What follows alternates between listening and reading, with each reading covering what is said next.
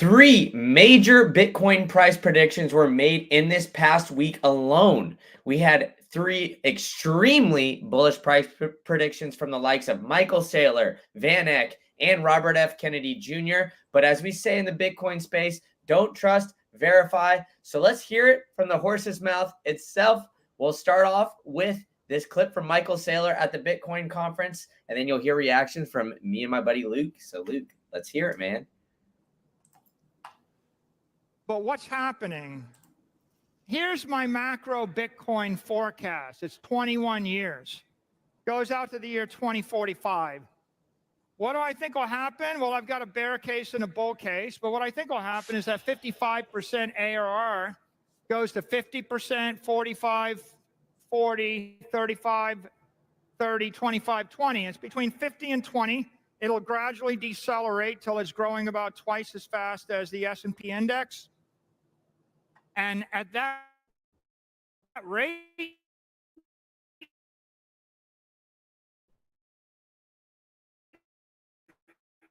Bitcoin's 13 million. It could be a 3 million. But what is Bitcoin? 7% of the world's assets then. What about the rest of the assets? Well, I actually think that AIs and technology are going to revolutionize tech. We had no companies worth $1 trillion, then we had a bunch of trillion-dollar companies. You're going to see more because you're going to see companies with 100,000 AIs and no employees, and they're going to do the work of companies that used to have 100,000 employees.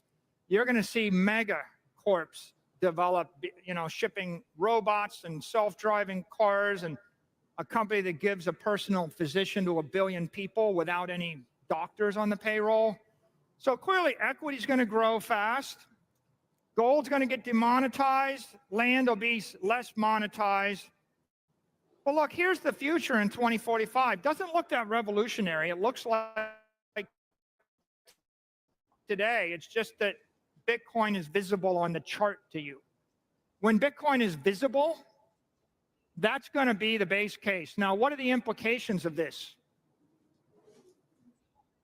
How do you make money? Well, let's talk about individual Bitcoin strategy. What should you do? Make Bitcoin your primary treasury asset.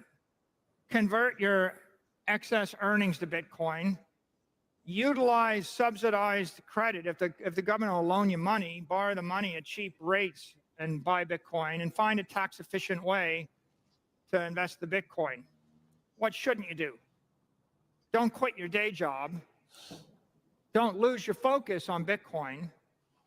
Don't use margin loans and trade with leverage. You get wiped out while you're asleep on a Saturday night. That's not good.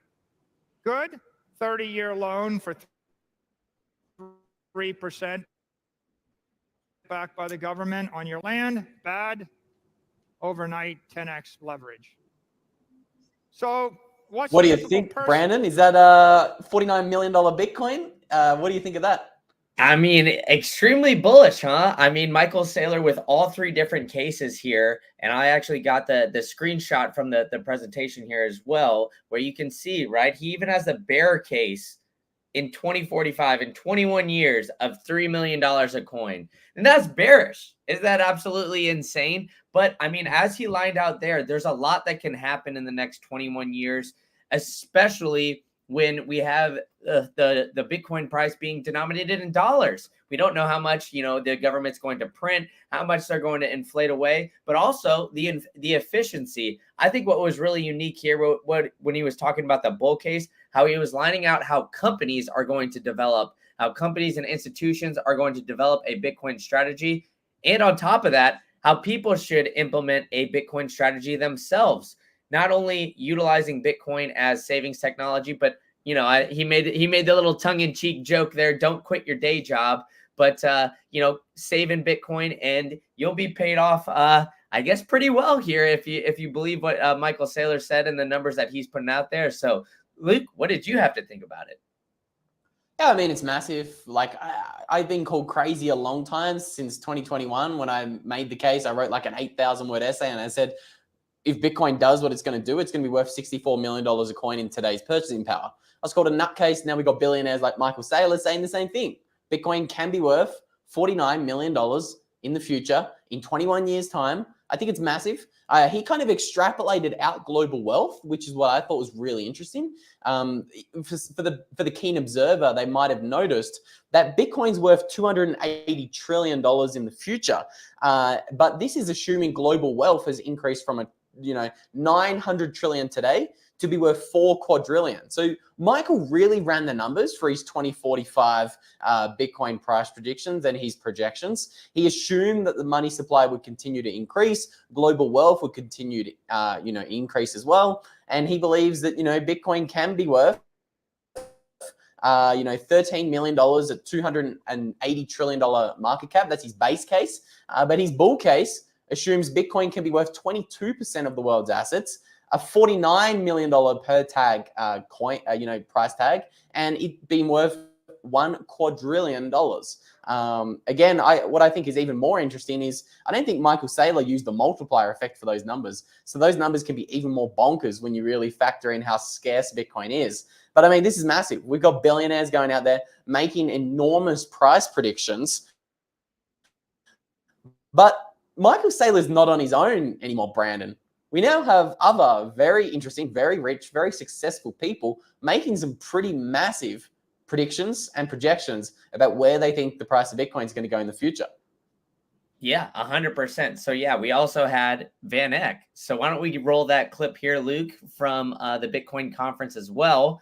The absolutely biggest conference of probably Bitcoin's history. So it's been a lot of different crazy stuff being thrown out there, but this was one of the key talks. So let's tune in. All right, let's listen to this talk from a $107 billion asset manager. As well as, why should I be selling Bitcoin? If I believe the super bull case, why am I constantly selling into this bull market? I mean, we just came out with research that talked about a price close to $3 million a coin in the scenario where it's adopted as a reserve asset globally. Now, that's very speculative, and that would be extreme adoption. But that's where professional investors like us in our day jobs say, oh no, you've got to do mean variance optimization, you can't hold too much.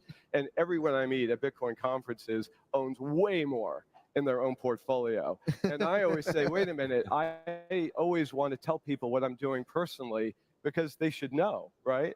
Well, what are you doing personally? I'm in like way over 30%. Okay. Wow. All right. So I thought, not only is VanEck talking about their most recent research report that got quietly released last week, where they said their base case for Bitcoin by 2050 was $3 million a coin, but like Michael Saylor, they also had a super bull case. And we've got an article and we've done the digging, and we've actually going to be having a look at why VanEck believes we can see a $52 million Bitcoin by 2050. Muted, Brandon. It's absolutely my bad. It's absolutely insane with all this that's happened here. Like, how can we not be bullish when all this is going on, right? I mean, we had Michael Saylor having his base case just at $3 million. And what I think, as I was digging a little bit deeper into this was interesting of just how much he thinks the percentage of assets is going to go up. So it's right now currently at 0.1%. And he thinks it's going to 20x in just 21 years. So that's not even that bullish here for the for the bear case. Meanwhile, he thinks it's going to 220x here to get to 22% of all assets. And then we got VanEck predicting a $52 million coin.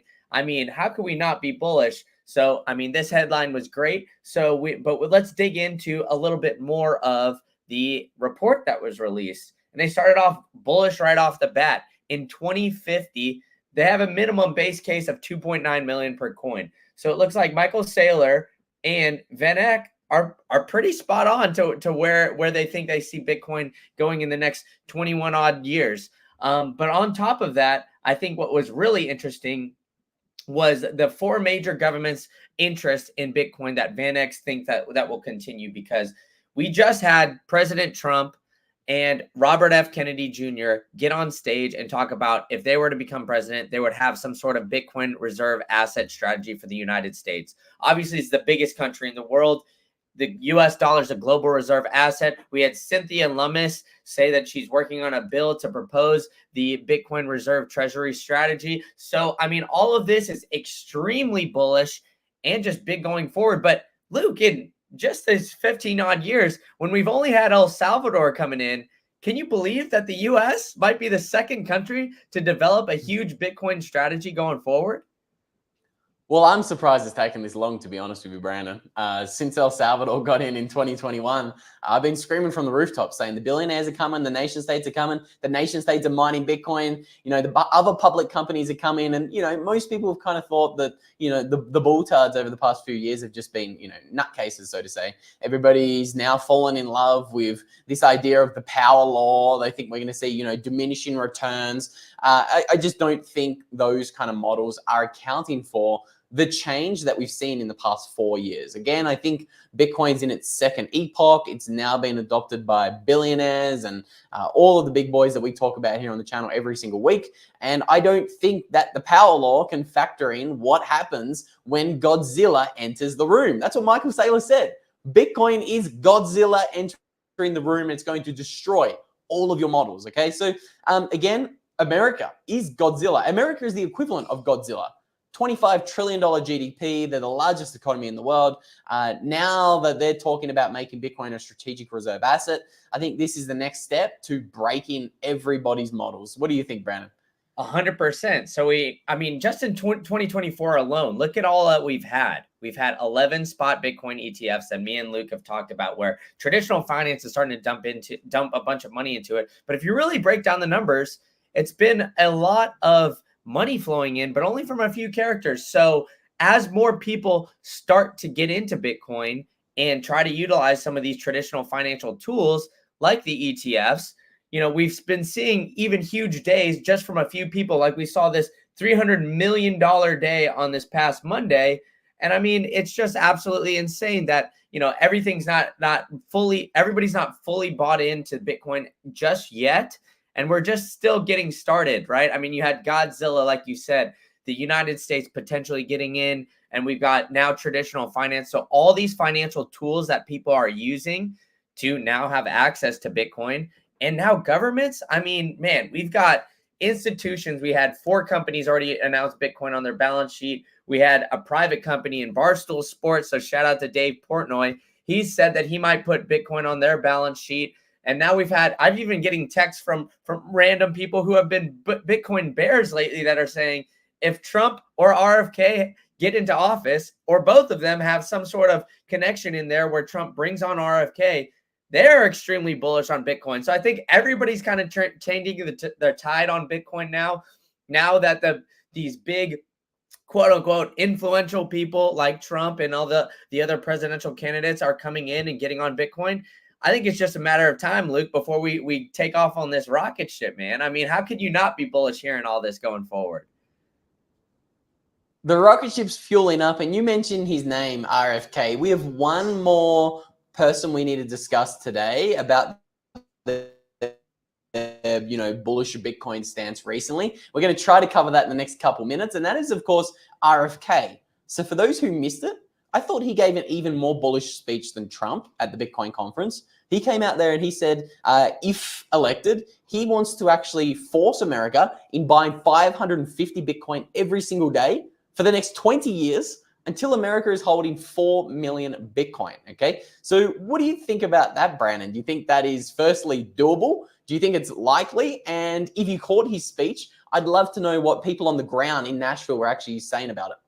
Yeah, 100%. So I caught his speech, and he actually even did a Q&A afterwards inside the Whale Lounge with all the other speakers as well, which hasn't been published yet. I'm assuming it will be with Natalie Brunell. It was a great speech, so guys, check it out when it comes out. But I thought that RFK, you could really see the difference from last year to this year. He's been doing his homework. It's that simple. He really was hitting all the points. The one thing that I was kind of skeptical on was they asked him, why just Bitcoin only for the U.S. Treasury Reserve, and he didn't give that great of an answer in the Whale Lounge there. So I'll let that all come out. Now I want to hear everybody else's opinion. So when that comes out, I guess leave a comment and tell me what you think about it. But I thought that RFK was very polished. he was great. And he said a lot of great, right things about the Bitcoin space and why he believes in Bitcoin going forward.